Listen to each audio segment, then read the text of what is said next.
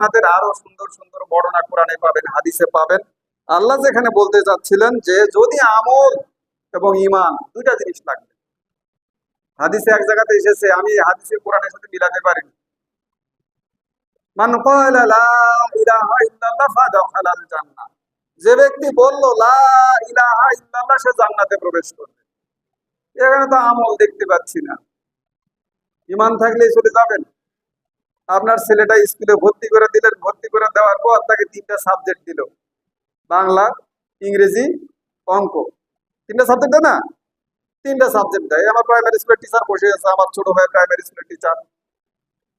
যখন সে 1-এ উঠবে বা 2-এ উঠবে, তখন কিন্তু 3টা সাবজেক্ট পড়ায়, বাংলা পড়ায়, ইংরেজি পড়ায়, আর অঙ্ক পড়ায়। এখন বাংলাতেও পাস, অঙ্কেতেও পাস, ইংরেজি ফেল করছে, হবে? পাস হবে? হবে না। ইমানে পাস করছেন ঠিক আছে, কিন্তু আমলে পাস করা লাগবে না। এখানে আমলটা কই? খালি মুখে বললেন লা ইলাহা ইল্লাল্লাহ ফাদাখালাল জান্নাহ, আর আপনি জান্নাতে চলে গেলেন। হিন্দুরাও কালমা জানে, কালমা পড়ে। আমি গত জুমার আগের জুমা বলেছি, আমার গ্রামের এক হিন্দু ছিলেন, উনি ইসলাম শিক্ষা পড়েছেন। যখন ঝড় ঝাপটা শুরু হয়ে যায়, তখন সুন্দর করে কালেমা ওড়ান, লা ইলাহা ইল্লাল্লাহু মুহাম্মাদুর রাসূলুল্লাহ। তো হিন্দু কি জান্নাতে যাবে? ও তো বলছে মান ক্বালা লা ইলাহা ইল্লাল্লাহ ফাদাখালাল জান্নাহ, ও তো জান্নাতে যাবে। এখন বলবেন না না না না, তাহলে এর মধ্যে ভেজাল আছে। আসলেই ভেজাল আছে, কিন্তু আমরা তো এগুলো বলতে পারি না। আমরা কি করব আর?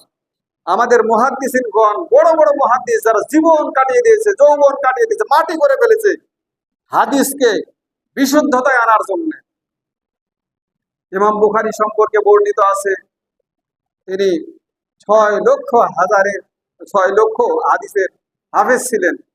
অথচ তিনি যখন হাদিস বর্ণনা করেছেন বা লিখেছেন, বুখারী শরীফ যখন সংকলন করেছেন, তখন কিন্তু এতগুলা হাদিস লিখেননি। যারা বুখারী শরীফ পড়ছেন তারা জানেন, একটা হাদিস 3বার, 4বার, 5বার পর্যন্ত আছে। অর্থাৎ এই অধ্যায়ে যে হাদিস দিয়েছেন, আর এক অধ্যায়ে ওই হাদিস দিয়েছেন, পরের অধ্যায়ে ওই হাদিস দিয়েছেন। অর্থাৎ অধ্যায় আলাদা হয়েছে বা বিষয় আলাদা হয়েছে, কিন্তু একটি হাদিসে 3টি বিষয় থাকার কারণে ওই 3টি অধ্যায়ে ওই একটি হাদিসে তিনি বর্ণনা করেছেন। তার কাছে মনে হয়েছে যে এই অধ্যায়ে অন্য কোনো হাদিস নিয়ে আসবো, সেটা বিশুদ্ধ নয়, সেটা জাল, জয়ীফ, এগুলো আনা যায় না, এরকম মনে হয়েছে। এই বর্ণনা রিপিটেড বর্ণনা।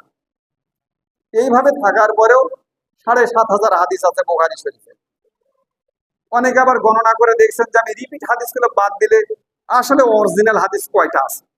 অনেকে আবার গণনা করেছেন, অনেকে বলেছেন 2,700টা আছে, অনেকে বলেছেন